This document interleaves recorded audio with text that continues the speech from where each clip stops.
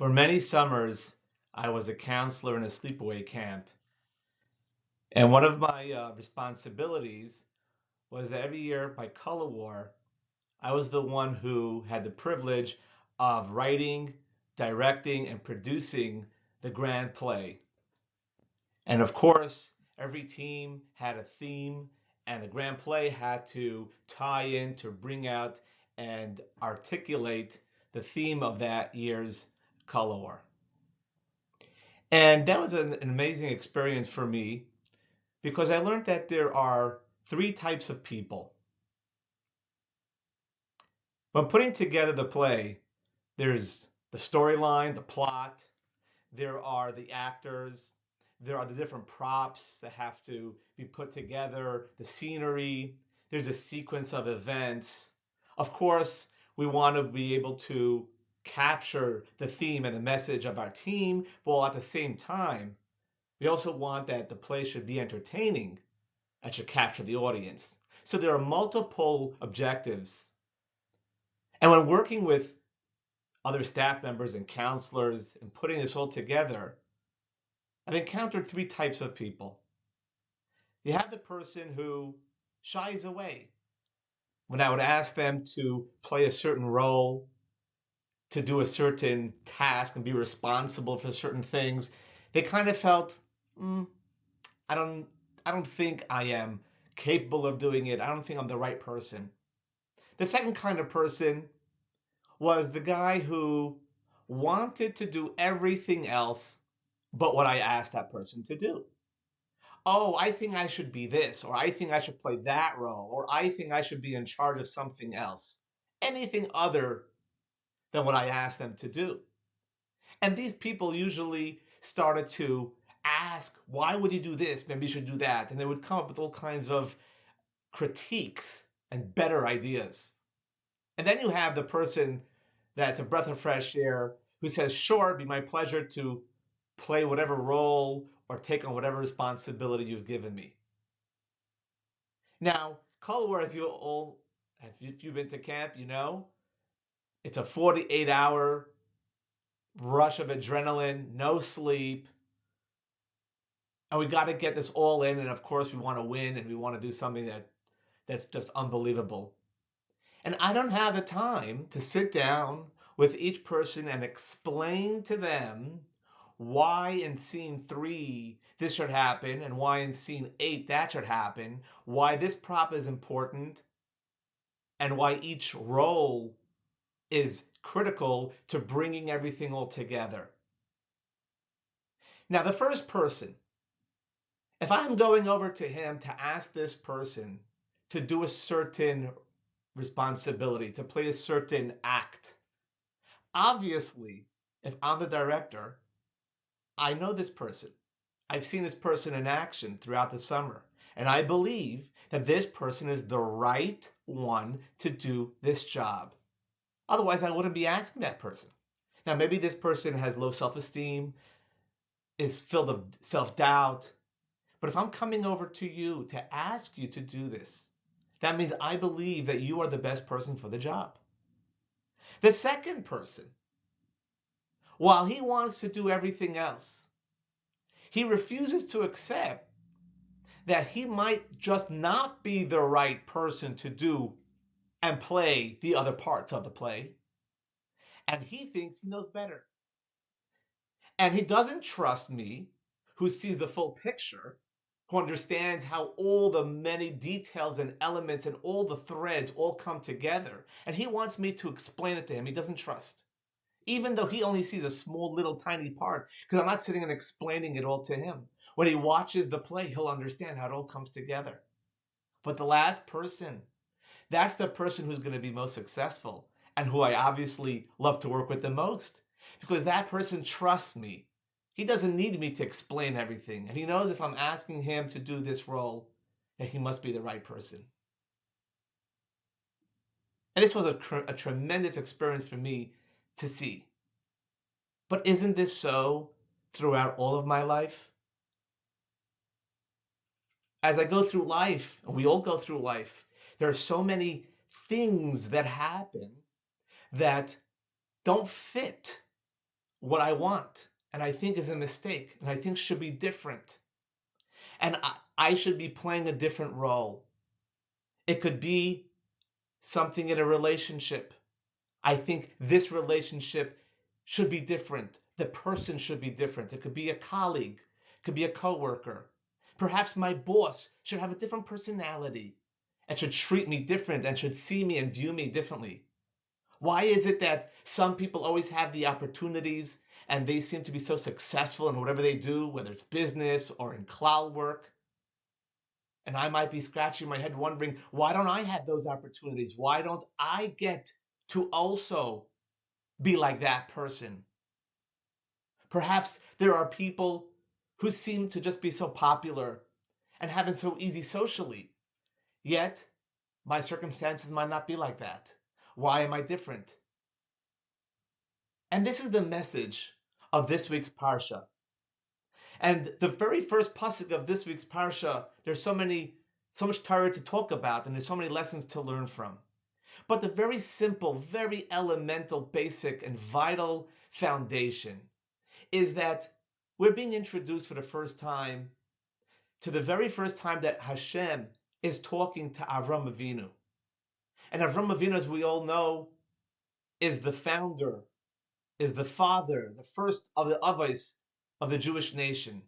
And this is the very first time that the Torah is recording and telling us a discussion, a conversation, a nevuah that's happening between Hashem and Avram Avinu.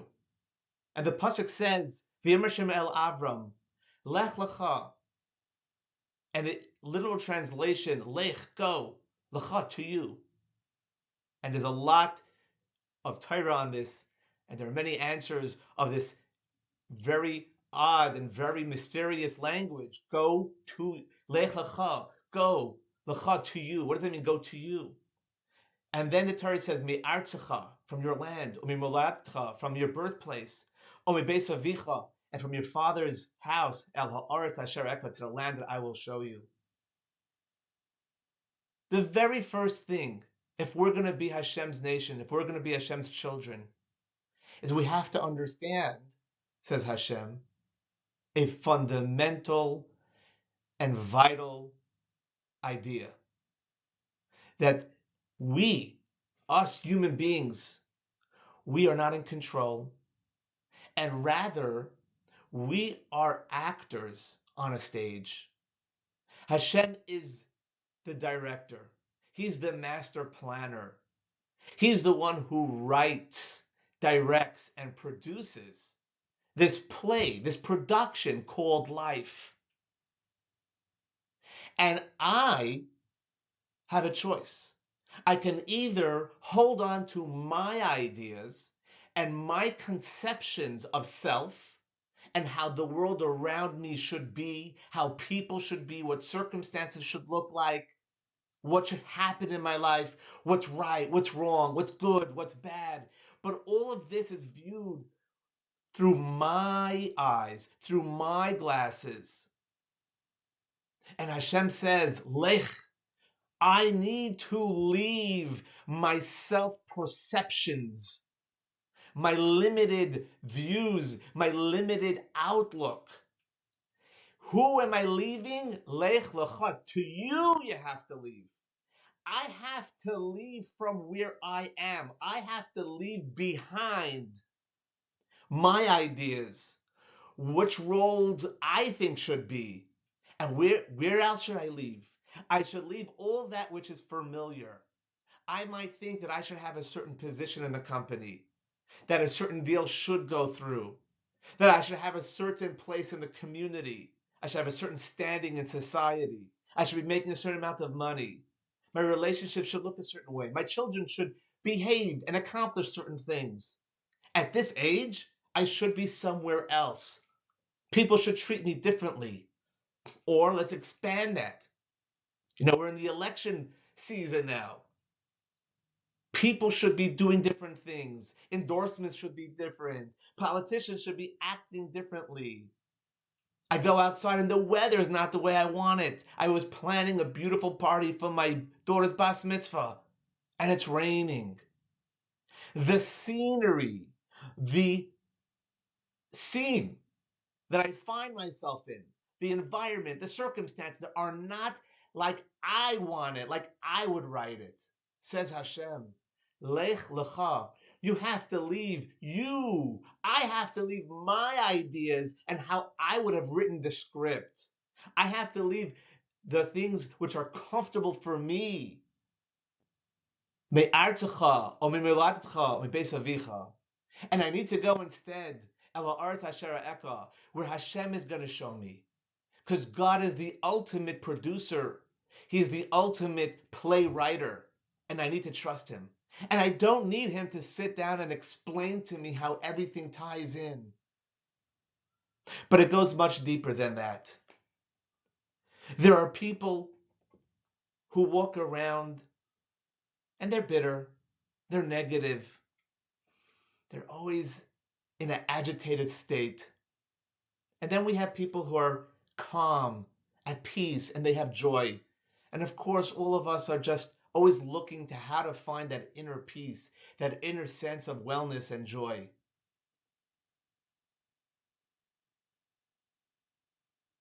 When somebody, unfortunately, for medical reasons, has to have an organ transplant, let's assume someone needs a kidney transplant.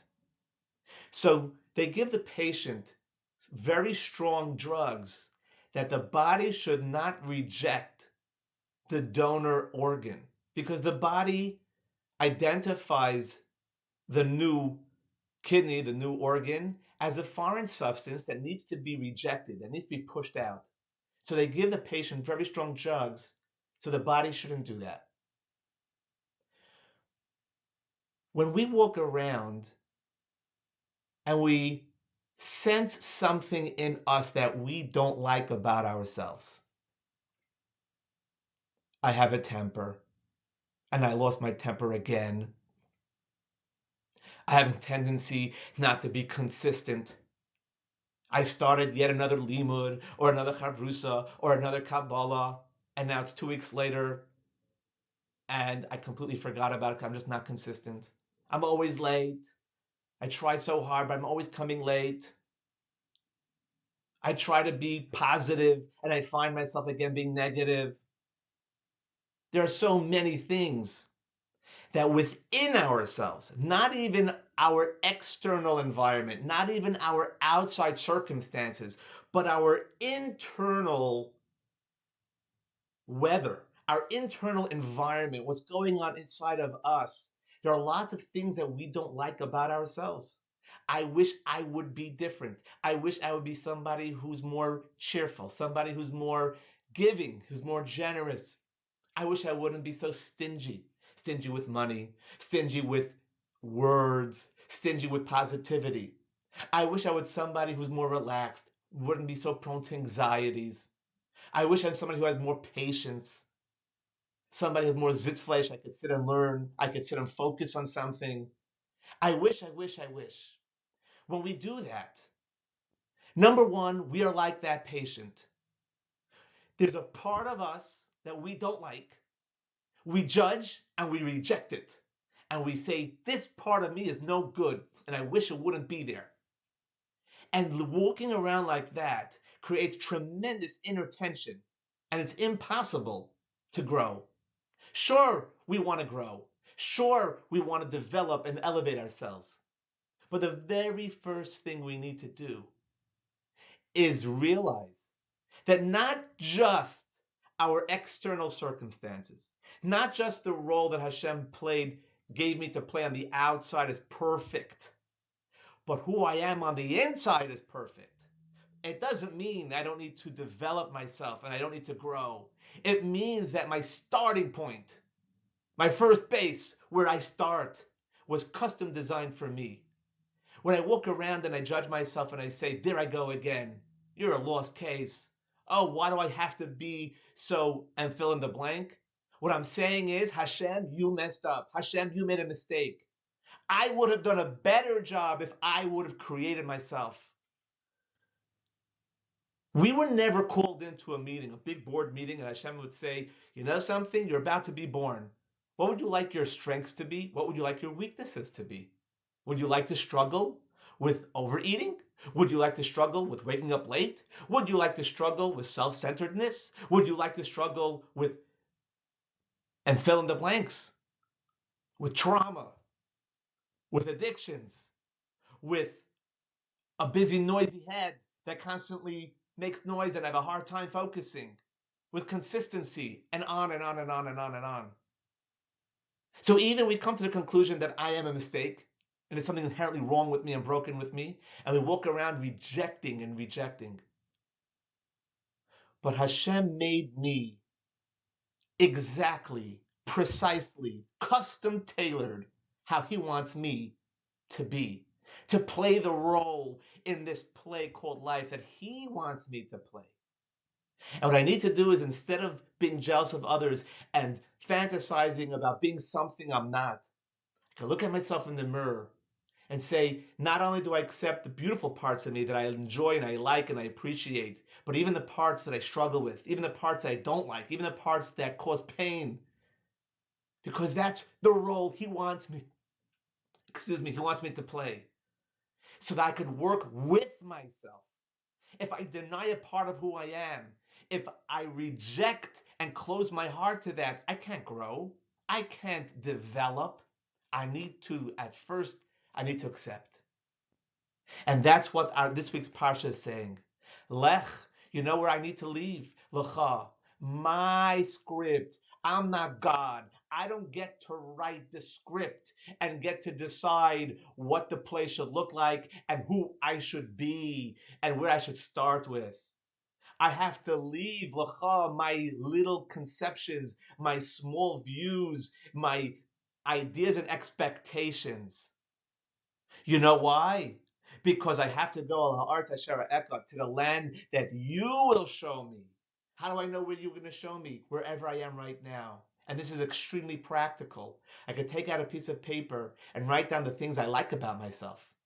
And then write the things I don't like about myself. I wish would be different. I wish I wouldn't struggle with food. I wish I could eat cake and not gain weight. I wish I could listen to what my wife has to say and be completely calm and present. I wish I could be consistent. I wish I could be more giving and do more chesed. I wish I wouldn't have a tendency of being negative or being down. I wish my brain and my mind and my thoughts wouldn't go to some places where it goes to. I go on and on and on. I wish. Every time I say I wish I could be something else. If it's coming from a place of rejection, I'm telling Hashem, you messed up, and I don't want to play the role you gave me. If it comes from a place of acceptance, Hashem, I accept. This, you custom tailored every little part of me. And now let me get on to the work of stepping into my role, stepping on the stage and doing what I need to do. Every day's a new stage. Every day's a new stage. We step on the stage, whatever the circumstances we find ourselves in, whether it's external circumstances or internal circumstances, Hashem says, come and follow me. Leave behind your ideas, because you're not the scriptwriter. You're not the producer of the show. When it's lights, camera, action, next morning, step onto the stage. Hashem is our producer. Hashem is in control. He's the one who gave me this role, and he doesn't make mistakes. I'm in the right place. I'm in the right person. And I'm going to step up and do the right thing.